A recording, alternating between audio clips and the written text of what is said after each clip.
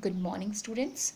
Today we shall read the poem No Men Are Foreign, written by James Kirkup. As far as the central idea of the poem is concerned, No Men Are Foreign dwells on the concept of global fraternity, brotherhood, and equality. The poet says that the whole world is one and the same under various covers of nationality, religion, creed, or caste. No men are foreign in any sense, like the blood is red in all the human beings, and it is the same in all human beings. All have common feelings of love. Despite different nationalities, religions, or culture or creeds, all are similar and all are alike.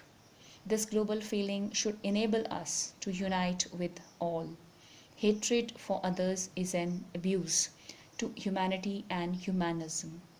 If we hate others or each other, we tend to violate the purity of our motherland or Mother Earth, which belongs to all of us. We all are human beings with the same features and feelings. We should remember that no man is foreign and no nations are strangers. So let's begin with the recitation of the poem No Men Are Foreign. Remember, no men are strange, no countries foreign. Beneath all uniforms, a single body breathes.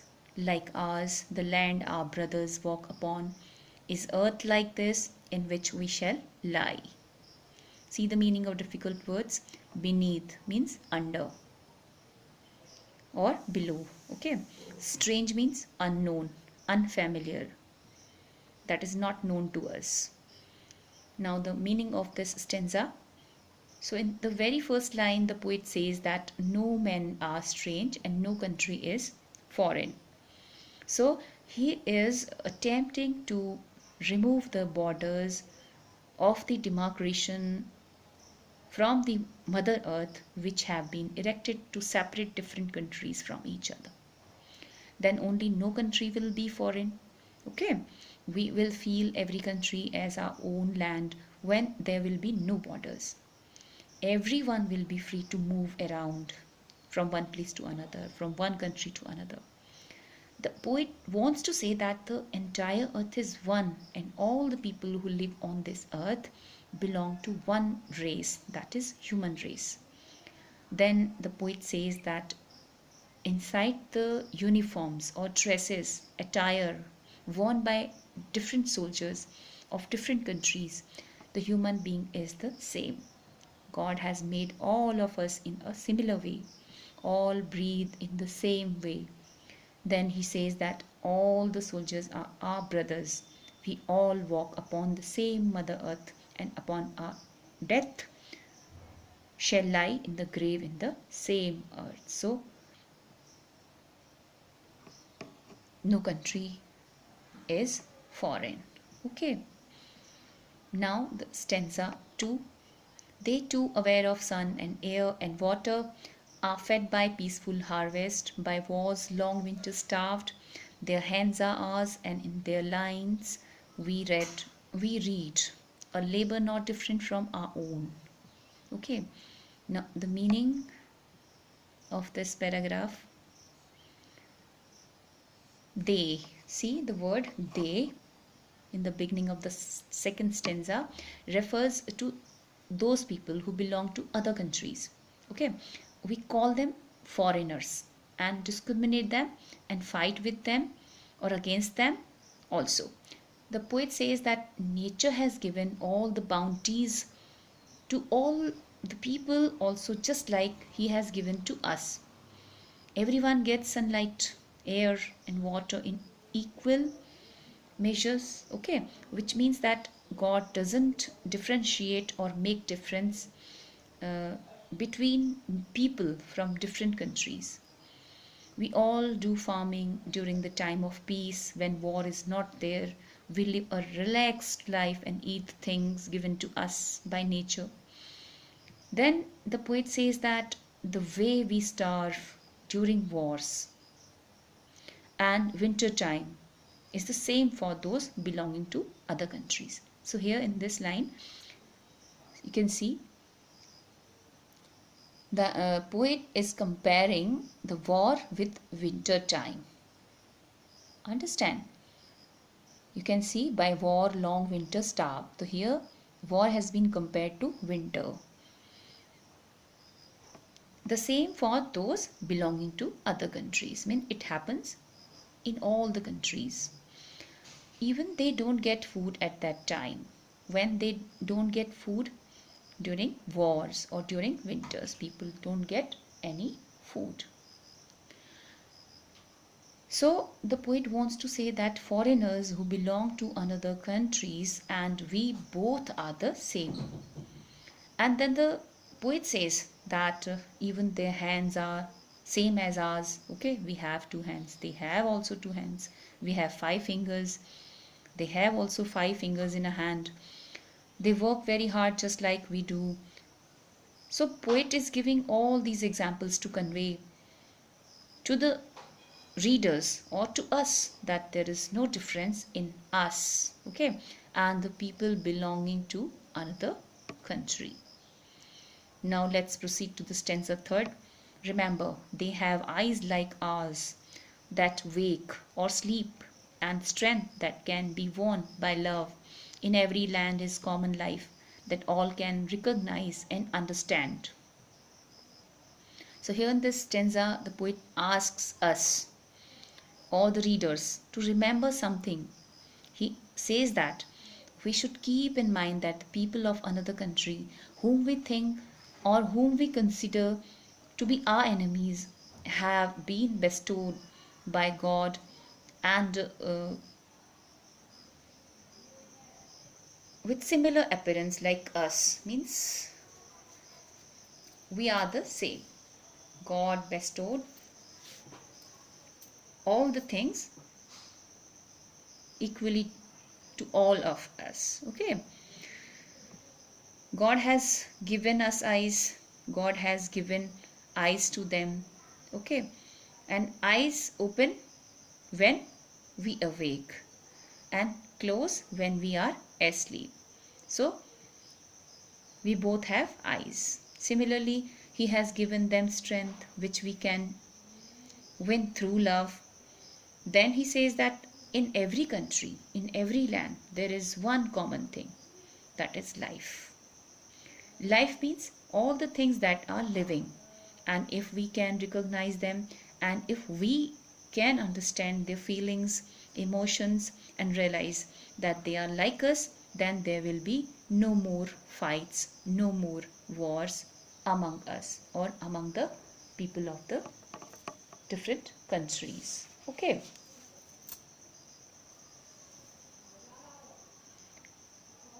Now, the next paragraph.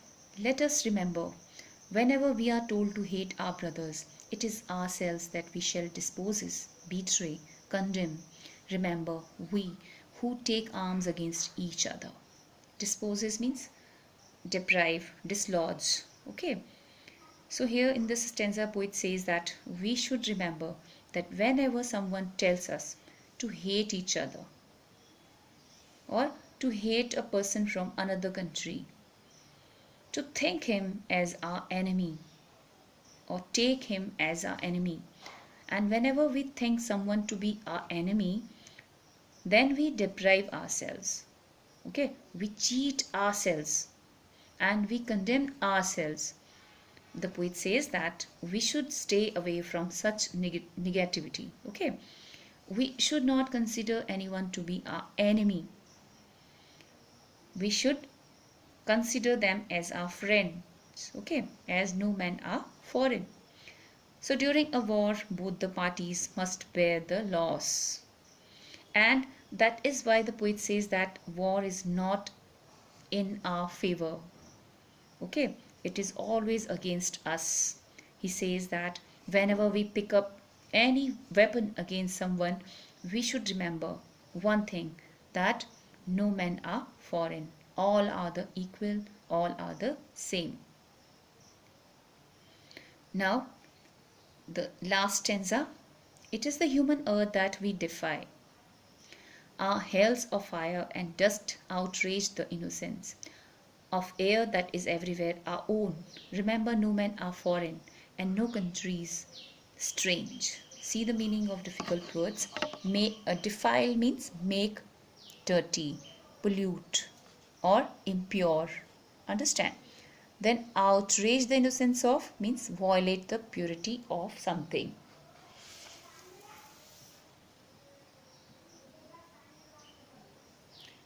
Now, the meaning of the stanza.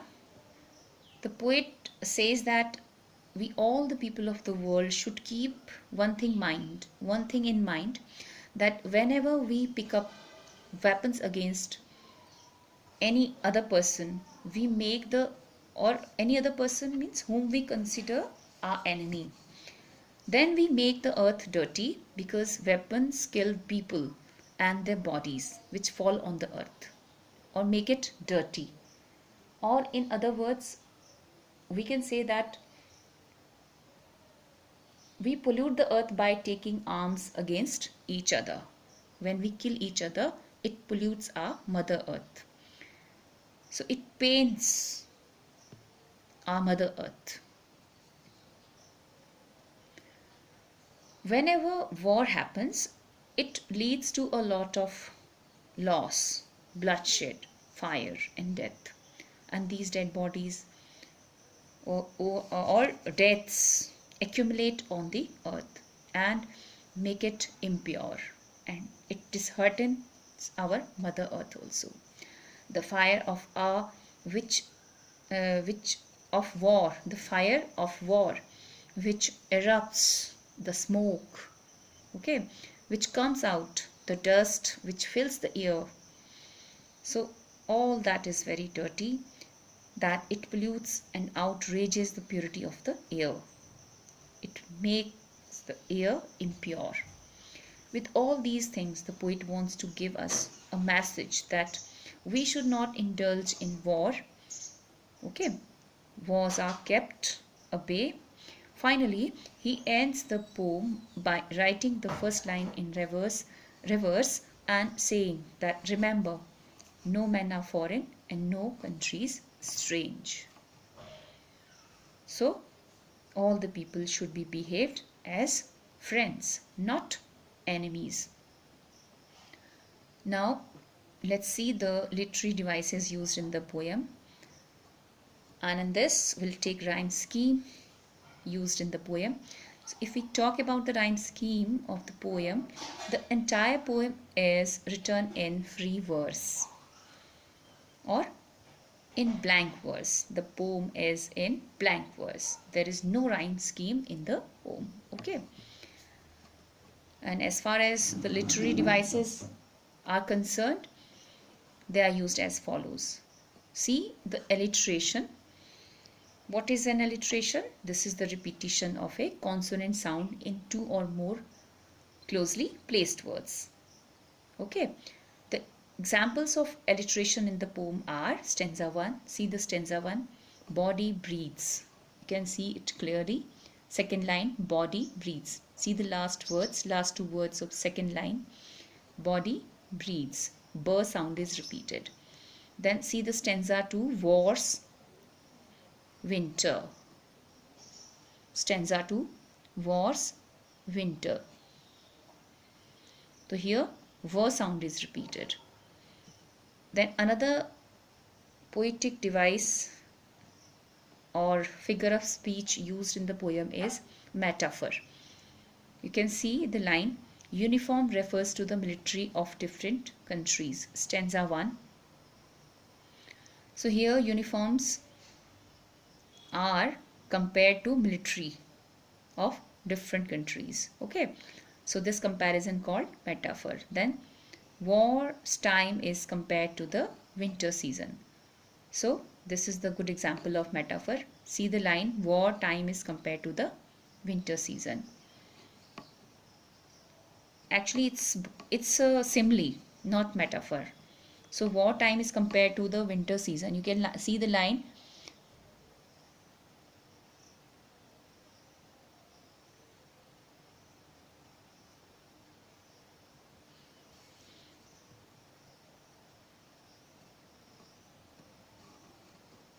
First of all, we should see the metaphor. Stanza 1, uniform refers to the military of different countries.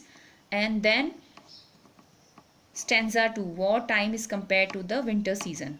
Okay, so these two are the example of metaphor. See the stanza 2.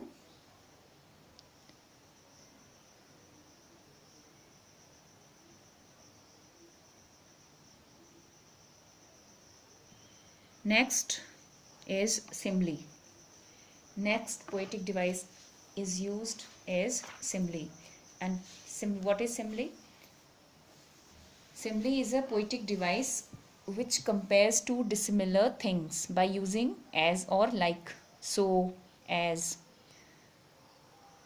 Like a single body breathes like ours. I have already underlined it. A single body breathes like ours. So word like is indicating it is simile. So this is the use of simile. Then another example of simile is earth like this. So this is the second example of simile in the poem, as there is use of the word like. Okay. So metaphor and simile both are employed in the poem by the poet. Then next example is repetition. Repetition is used in the entire poem. Okay. Which word has been used in the poem? That is remember, used 5 times in this poem. Okay. Next is remember, no men are strange, no countries foreign. These two lines or this single line is repeated in stanza 1 and stanza 5. So this is also the example of repetition. Then there is use of the poetic device enjambment. And what is an enjambment? Enjambment is running lines of poetry from one line to the next without using any pause or kind of punctuation like full stop, exclamatory sign, question mark. Okay. And see the example. Stanza 1, line 2nd, 3rd, 4th is the example of enjambment. Then in stanza 2, line 3rd and 3rd are the example of enjambment. Stanza 3rd, line 1, 2 and 3. Then stanza 4th, line 1 and 2nd. And then stanza 5, line 2. See the last one. Line 2, our hells of fire and dust outrage the innocence of air that is everywhere our own. This is the example of enjambment here. Then there is assonance, use of assonance in the poem. And what is an assonance? It is the repetition of vowel sound in words near to one another, like aware of sun and air, water. You can see the second stanza, very first line, aware of sun and air and water. This is the example of assonance. Then another example of assonance in the poem is a labor not different from our own. You can see in the same stanza, stanza 2, the last line, a labor not different from our own. So this is the example of assonance here. Okay. So that's all about the poem No Men Are Foreign. Thank you so much.